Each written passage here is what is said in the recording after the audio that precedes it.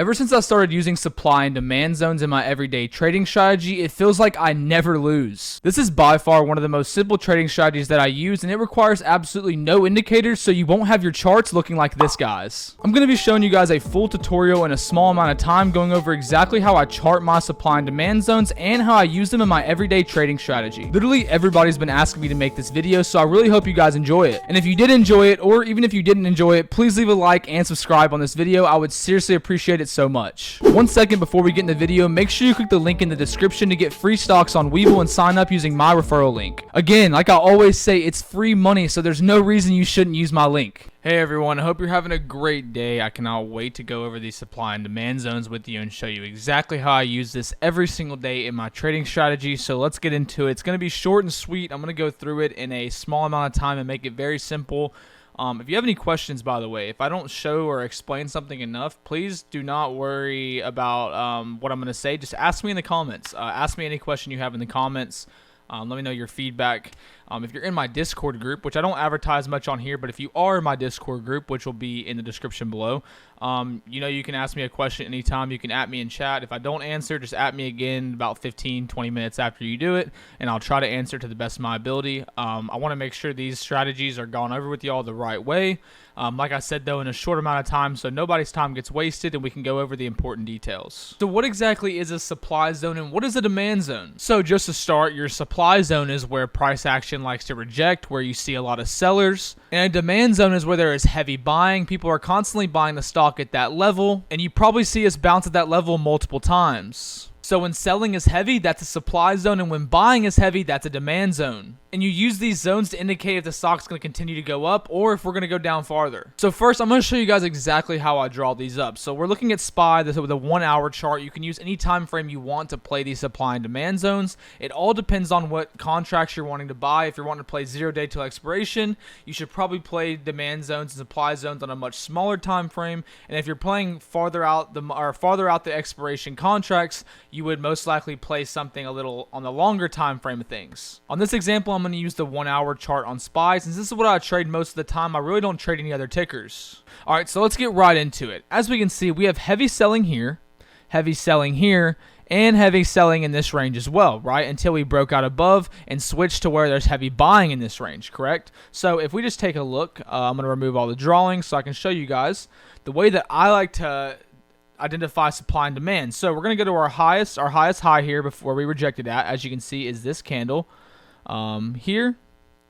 We're going to put our rectangle on the top of the wick, as you can see, and we're going to fill in the entire candlestick of that wick, right? So as we can see, this is the entire candlestick right here. If we zoom in, I'll show you guys what I'm talking about. This is our highest wick, is what we're playing off of, which there's heavy selling at this range. As you can see, that's why these are wicking off of it. I like to play from the top of the wick down to the bottom of the body. So as you can see, that's the bottom of the body. Let's go ahead and expand this out, and we can see how this exact zone has worked previously. If we look at the 1 hour chart here, and we just do this all the way this way, okay? So right now, at this point in time, let me get my brush. At this point in time, as you can see where my yellow is highlighted, this has started to become a supply zone, because every time we have reached this zone, as you can see, here's a rejection, heavy selling. Here's 2 more rejections, heavy selling. And even right here, before we hit up there, we also see heavy selling. And we see heavy selling up here, but we're going to talk about the breakout in a second. As obviously before we see the breakout, you can see the heavy selling, right, with the wicks on those candles. So ideally, this is how we would play a supply zone. So every time the stock price hits the supply zone, you would typically short the stock, right? Or what you can do is when it hits the supply zone like it did here, you can wait to see if we reject to the downside, or you can see if we break above and close above the supply zone. If we were to close above the supply zone like we did right here on this big green candle, you would buy calls and play to the upside. And now at this point, you're looking for a flip. You're looking for a supply and demand zone flip. So as you can see, if we take a look here, I'm going to delete these lines here just so it's easier to navigate. Once we broke out at this range, right, you broke out, you would go long up until the next supply zone, correct? Which we can talk about that in a second. And now at this point, you're wanting to play the bounce of the, now this, instead of this being a supply zone, this is now the demand zone, because now price is heavy here. As you can see, we have a breakout here, and then we have a rejection or a bounce here off of this previous supply zone, now your demand zone. So what you would typically do is you would buy calls at the bottom here on this demand zone, and you would short the top, right? Same thing on both sides of it. And if we break under this now demand zone, we would play puts. So as you can see right here, we close below, we play puts right down to the next demand zone. As you can see, we had heavy selling here once again like we did back here, so you would short at that level. And right here again, if you were to short, now people are probably going to be asking me, well, champ, what if we, like right here, this isn't a very consistent zone, because as you can see, we've broke out once and we're about to break out again, right? Let me tell you. The way this supply and demand zone strategy works for me is I make sure that there is confirmation in which way it's going. So for example, every time we reach this this zone, I don't buy in the zone, I buy after we reject or after we break above. So whenever we were rejecting off of here, I would wait until we got to the under level, and then I would buy my puts, right? On the other hand, every time we got above this zone, I would buy calls. We have to close above just like we did here. If you would have bought calls on the close of this above this demand zone or this supply zone, then you would have been able to take profits at this range or wherever you decided to take profits. But this zone is so important because, as you can see, even after all of these breakouts that we're seeing, right? Let's say, like, even whenever after we double bottomed here, which is a clear indication of going up, right? We broke the neckline, we pushed above. Now we retested this zone again, and look what happened, guys. We bounced off of it perfectly. Yes, it's not going to be 100% consistent every time, but it's more right than it is wrong many times, right? And the best part about it is, let's say your trading strategy, which mine is like this sometimes. Let's say every time I have my zone, right? I have my at this point supply, at this point demand zone, right? Every time we get in the zone, I would buy puts if it's a supply zone, right? Well, if it doesn't work out, let's say you bought puts right here, right as it hit the top of this demand or the supply zone, just like it did previously. You would lose, right? Because the stock went up, you would take your loss on this candle. Well, now, as long as you're not emotional about it, you would say, look, I'm going to wait for a retest. Once we see the retest, then I'm going to buy calls and make up for my loss. As you guys can see, you got the retest, you could have bought calls, and you made up way more than your loss here, as you can see. Now, yes, there could be times where it could go under again and then come back up, whatever. But when it's like that, that's just choppiness, and it's really hard to play supply and demand zone in that way. So basically, whenever price is under this zone, it is identified as the supply zone, which means there's heavy selling in this zone. So we have sell, sell. Right here, you would sell again, but since we broke over, you would buy calls and switch to the upside, right? Now, when we retested here on this zone, you would buy calls again, right? Are you guys I hope you guys are seeing what I'm saying. I know it's a little confusing. I also talk pretty fast, but I want you guys to get as much information in the smallest amount of time as possible. I think that's the best way to go about these. So I'm going to show you guys another example. I'll be right back. Okay, so here's another example for y'all. I wanted to give y'all multiple examples so you guys could see. We just went over the supply zone, so I'm going to show you how it would work with the supply zone and a demand zone separately.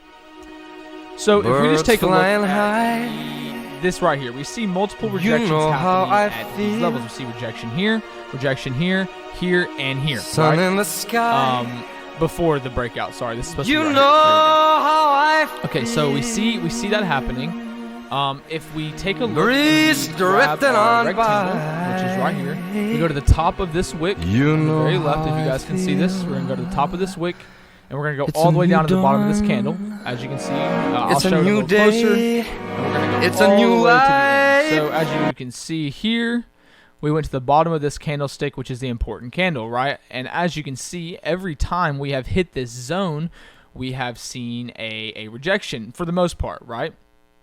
So if we take a look at this here, we have a rejection here, fall down. So now we're going to look for our demand zone, which is where there's heavy buyers. So we have heavy buyers here, here. All 5 of those spots, there's heavy buying pressure, and down here, huge heavy buy pressure, right? So the way we're going to do this is we're going to look at this level.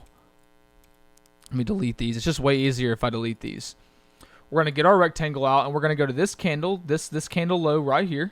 we're going to fill that candle, and we're going to move it all the way across, okay? Right here.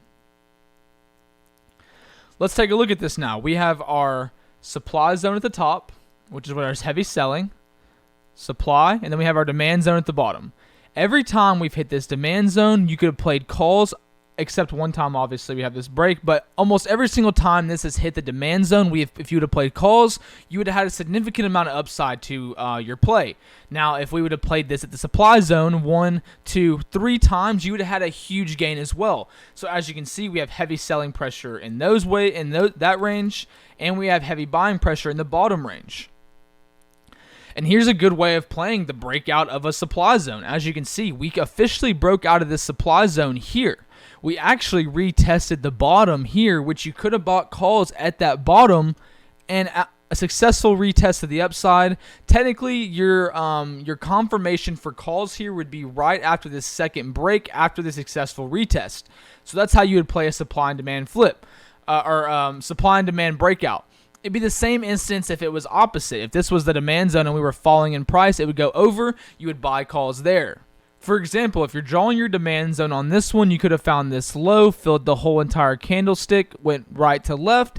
That would have been your demand zone, and as soon as we saw the breakout of the demand zone here with a candle close under, you would buy puts, and as you can see, we fell down so many points, you could have made a ton of money there as well. So I hope this is all making sense to you. I just started making some of these tutorial videos, so if you have any questions, please leave them in the comments below. I'm going to go ahead and get into the outro. Just a summary. Before I get into the outro, I'm going to give you guys a little summary. Your supply zone is where there's heavy selling, and your demand zones are where there is heavy buying. So use that to your advantage. You don't have to draw them perfectly like I am either. You can kind of find your own strategy in drawing supply and demand, but this is just my strategy. So use it to yours. If you enjoy it, let me know in the comments if it's good. And again, if you have any questions, let me know. We're going to get straight into the outro. I appreciate you, and I'll see you guys in the next video. That's the end of our tutorial. If you did enjoy it, please leave a like, comment, and subscribe. I would seriously appreciate it. And if you learned something, comment and let me know what you learned. All the videos I've been posting recently have gotten amazing support. The likes, the comments, the subscriptions, literally everything has been awesome. So if you want more of these videos, continue to keep doing that. All right, that's it for this video. I hope you all have a great day, and I'll see you in the next video. Good.